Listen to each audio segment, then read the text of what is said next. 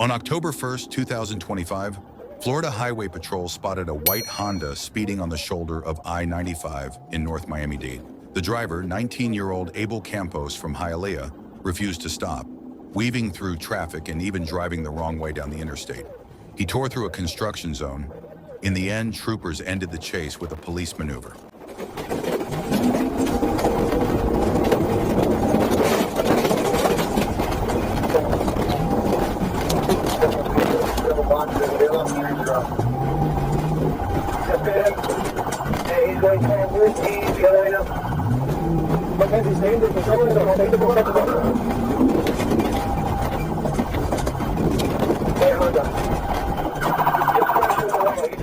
Campos was arrested on the spot and booked into jail.